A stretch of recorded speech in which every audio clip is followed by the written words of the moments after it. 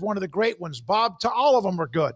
Bob Thompson, former Fox CEO, joins us on 365 Sports. Look at you. You look like you got that summer. Well, I mean, it's always that way, that tan in Scottsdale.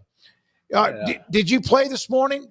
No, tomorrow. It's cool. It's only 96. So Okay.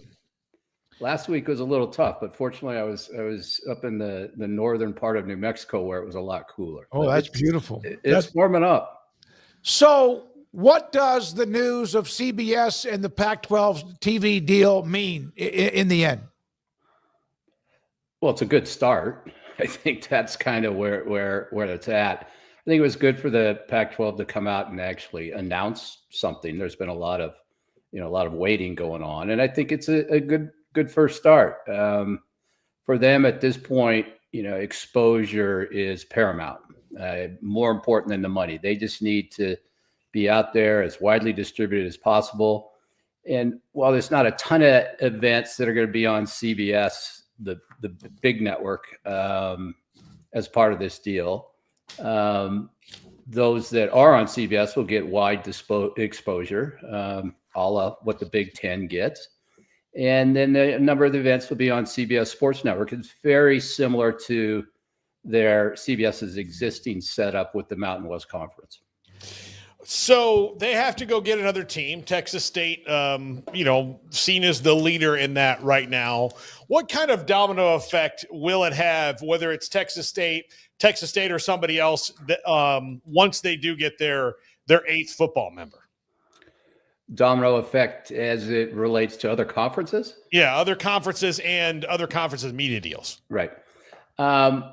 Well, it's interesting. I think somebody said, or I read somewhere that it was 4 years ago today that Texas and OU both bolted. Oh my God. I didn't think that. Yeah. It was this. Yeah. And I think it's coming up here where it was 3 years that USC and UCLA bolted.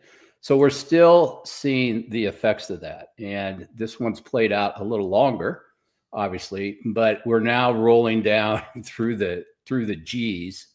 And once the Pac-12 is done, it looks as though the Mountain West Conference is set, but there's going to be some effects, whether it be, CUSA, Sun Belt, who knows what's going on with the AAU and AAC, and whether or not, Memphis bolts or, Tulane, one of those folks bolt.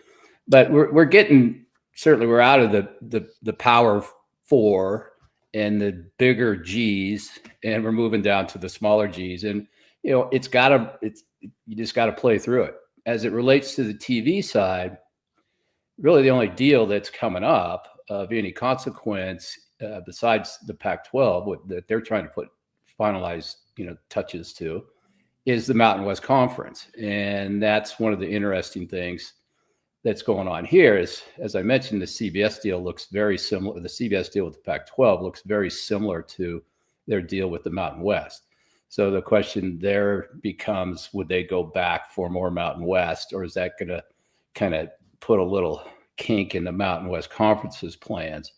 If you look at the schools that left the Mountain West Conference, it's probably, to be quite honest, other than maybe Air Force and maybe a UNLV, the schools most appealing to CBS are now in the Pac-12.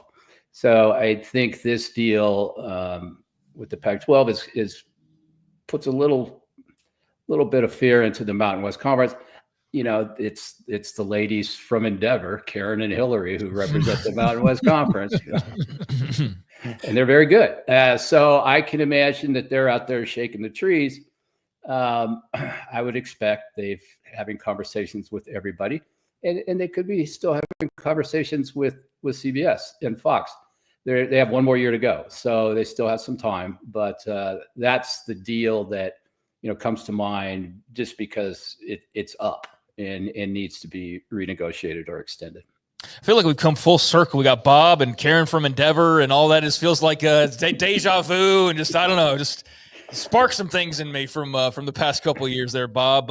Good to talk to you as always. When it comes to Texas State and just what the Pac is looking for, I mean, any idea on? I mean, they obviously have to have one more football team, but Any idea on appetite beyond that and what the TV network's appetite is? And when it comes to the TV network side, how are they viewing these teams? Because, quite often we'd go like, well, what's the market size and what's the this and what's the that? When you're looking at Texas State versus whoever, what's being looked at here in your mind and what will be looked at moving forward, do you feel like?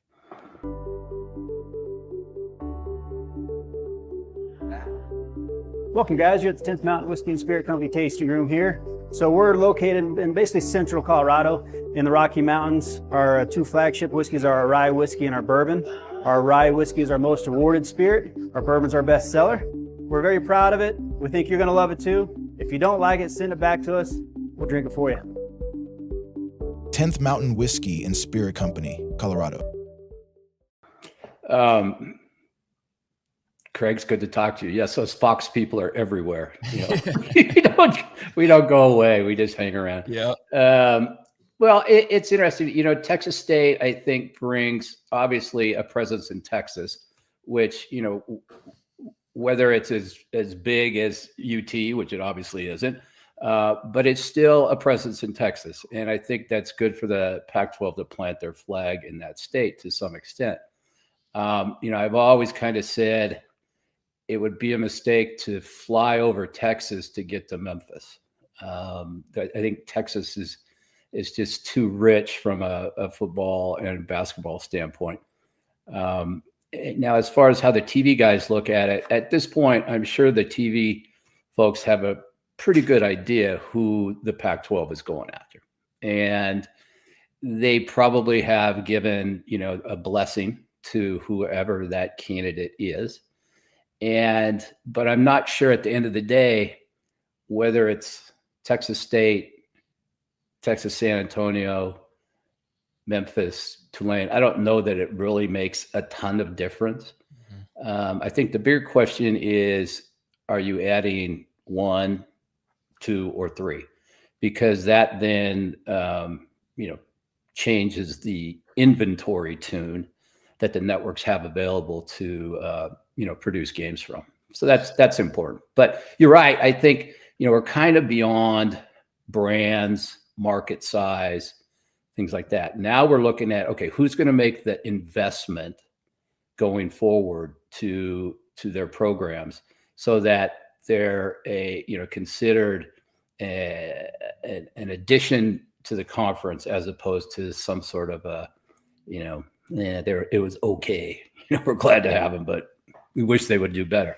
And it seems to me that Texas State has that commitment.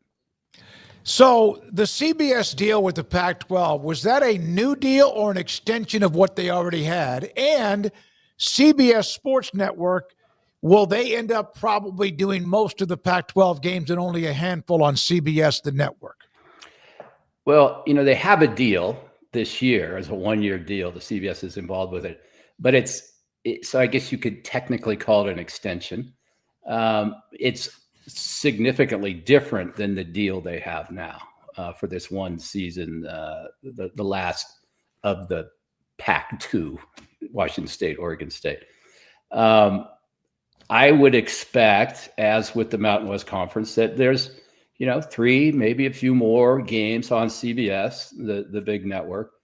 Obviously, the conference championship game will be on CBS football, and the conference championship basketball game will be on football or on CBS. The heavy lifting will be done most likely by CBS Sports Network.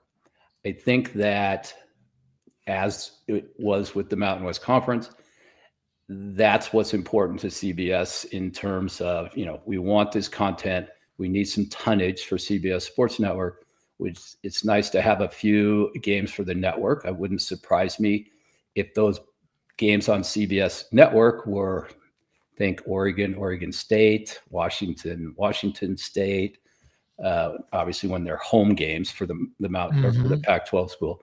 And then, I'm sure there's probably a handful of Boise State games and some other non-conference games that will be home games for the Pac-12 schools that might be enticing to CBS to put up on the big network. But I think for the most part, the tonnage aspect, and I expect CBS Sports Network that have a significant number of games. It's hard to say. And the reason they were so vague in the release is because they still got these other deals they're working on. And so until all the stuff is divvied up, it's really kind of hard to get an idea of exactly how many games will be on which outlet. So, Bob, the Mountain West 5, the ones who are now attached to the Pac-12, are they going to get more money than they were getting in the Mountain West Conference? Is there a slight jump, or is it about the same? They're going to get more money. I have to think here. The Mountain West Conference deal is a little unusual. Boise State gets a higher amount than the other schools. I want to say it's in the $5 to $6-7 million range. They're in the last year of their deal, so it's probably towards the higher end. My expectation is that a full share is going to be in the $7 to $9 million range per school. Mm-hmm. So it's a slight increase, not a huge increase. I expect Gonzaga to receive a full share, even though they're basketball only. Some stuff came out the other day. I think the commissioner was talking about how they're going to divvy up revenue. So for instance, if you get to the NCAA basketball tournament, you get to keep half of your units. The other half goes into a pot that's divvied up amongst all the schools in the conference. I think that there's probably going to be Oregon State and Washington State get to retain certain CFP payments for a couple more years that the other schools don't get to participate in, because Oregon State, Washington State were kind of original CFP power conference members. How they split up the bowl money, things like that, it still seems to be rather vague, but it seems as though they're going to at least start out with pretty equal revenue sharing across the board. Bob, Cody Campbell in the Presidential Commission, one of their tenets of that, or whatever, or at least his beliefs, is that they should negotiate the TV deal collectively, and that all the conferences should do that, and that would be a rising tide lifts all boats. Is there a possible way to do that with all of the conferences together, sharing in some sort of, I don't want to say evenly distributed, but fairly distributed model through all of them? Sure. My email is thompsonsports@gmail.com.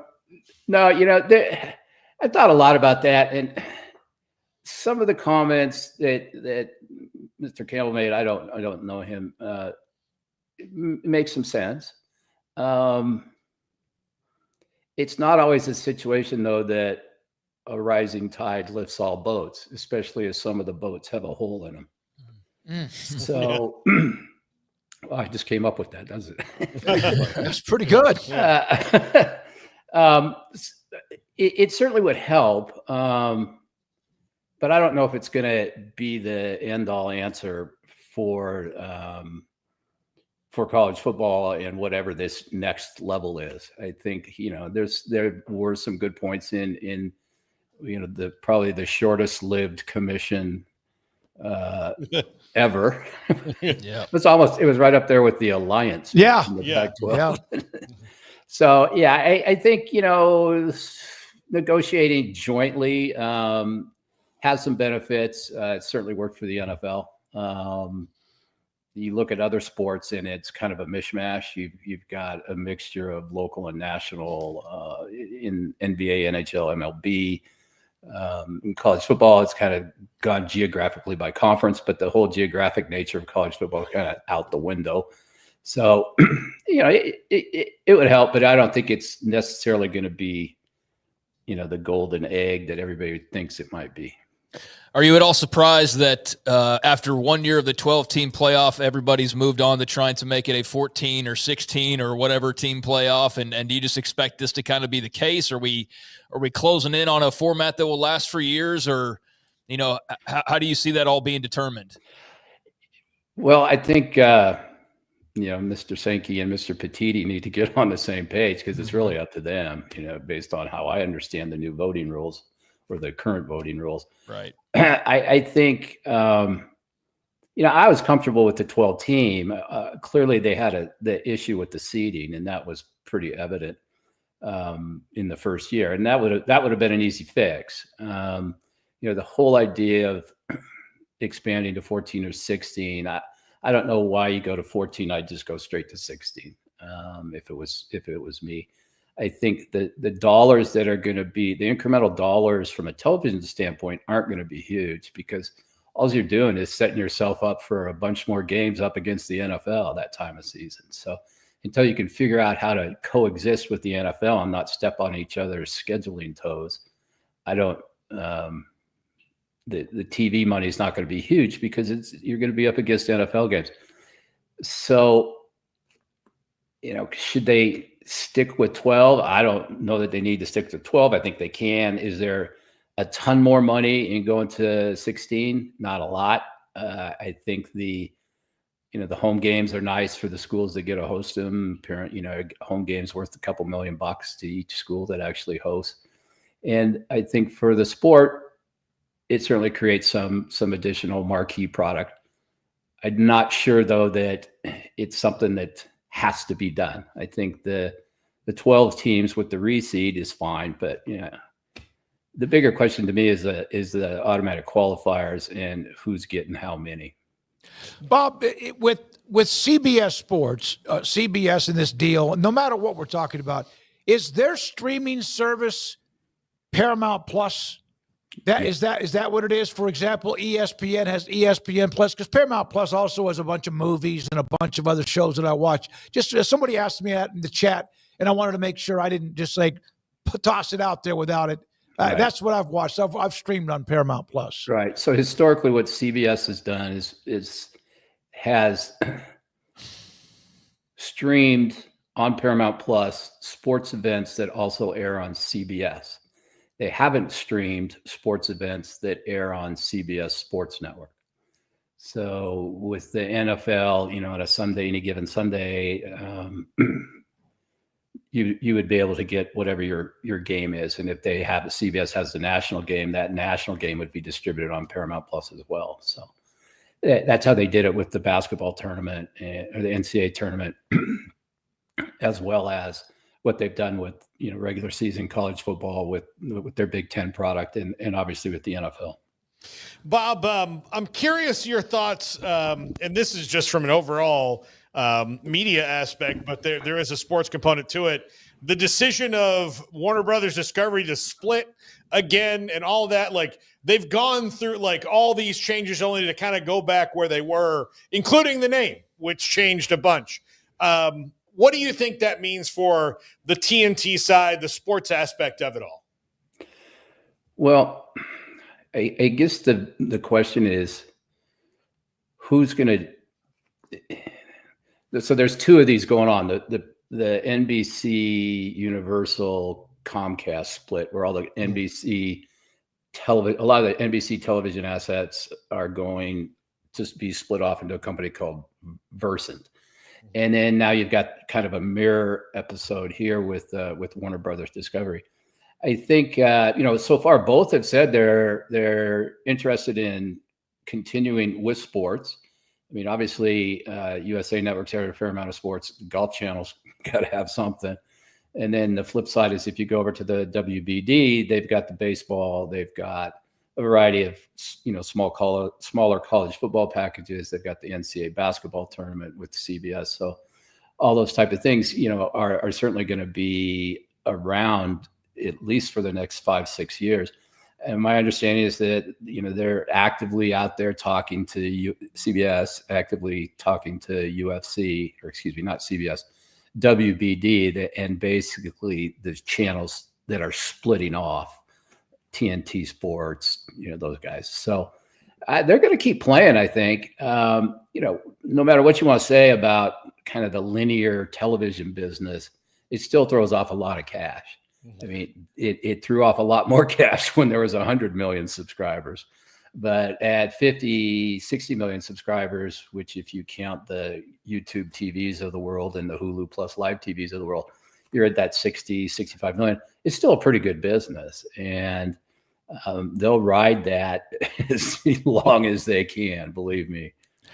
Bob, how much per school in the SEC would each school, or what would the conference be able to get if they ever were to strike a deal with ESPN to go to 9 conference games? Well, it's an interesting equation because you've got, if you go to 9 conference games, that means I figured this out once with Ross.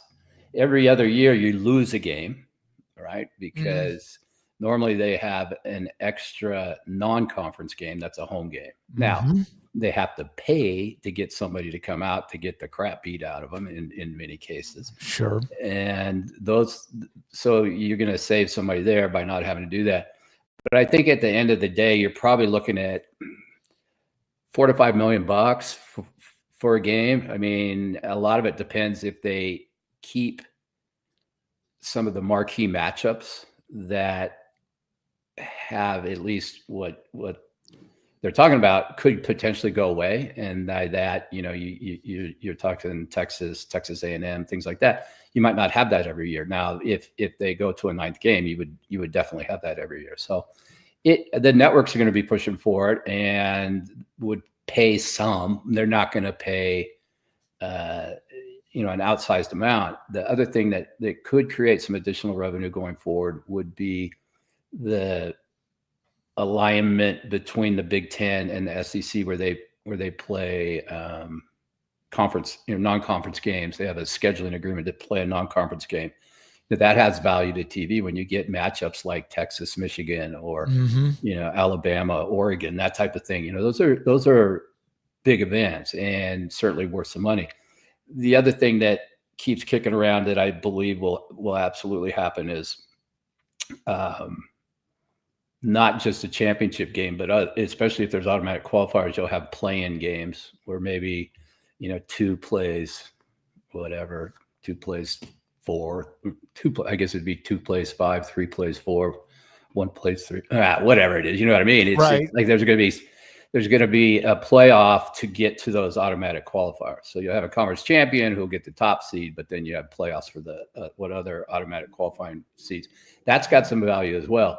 The one thing they are going to have to do, and I've been kind of jumping on the table about this for a while, they've got to move back to week 0 being week 1. Yeah, I think that's something Ross Dellinger reported earlier this week, or maybe at the end of last week. Did you ever go to sign a contract where you were shaking because you weren't real sure you were getting the best deal for Fox? Of course. I mean, that's what we do.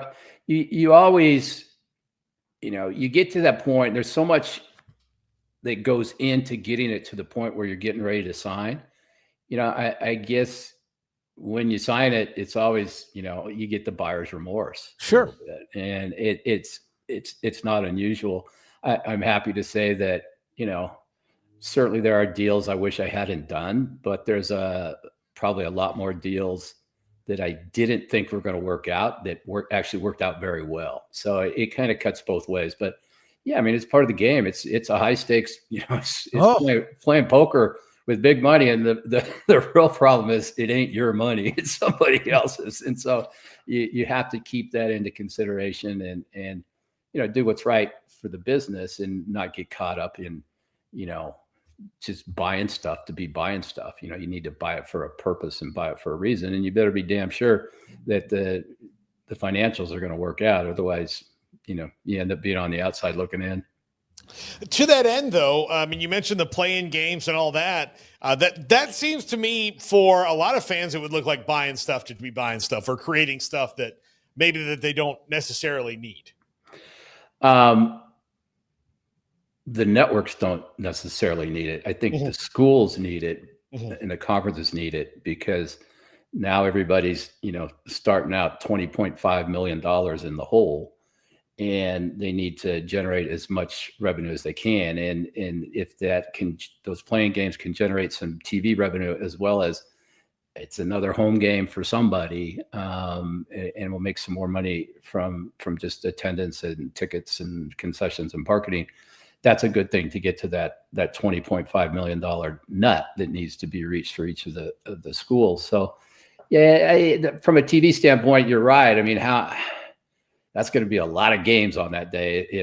If several conferences, do multiple games, it's going to be wall to wall, and there's probably going to be NFL games too. So yeah.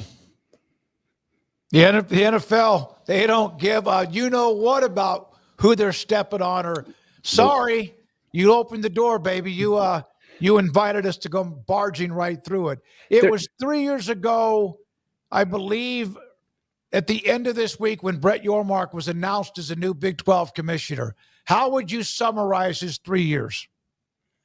Well, he's been busy. I think he got a lot done real fast, and I think he did a good job, although, some credit needs to go to Bob Bowlesby and all his staff of onboarding the new schools, the BYUs, Cincinnati's of the world. I think they did a pretty good job with that. It seemed to come off pretty seamlessly from an operational standpoint.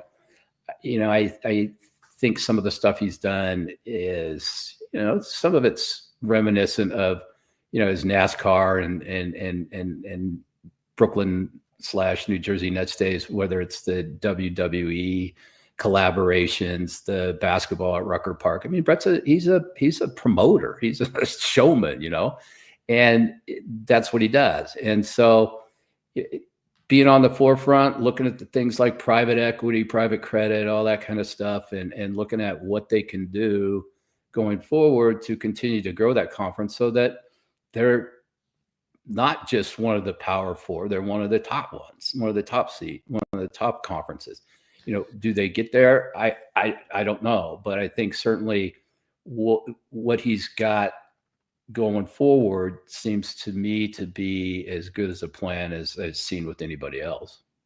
Bob, greatness. Appreciate your time as always, buddy. Good to see you. Go play. Hit him straight tomorrow. All right, guys. Good to talk to you. Take care. Bob Thompson, former Fox Sports CEO and executive chairman, with us on 365 Sports.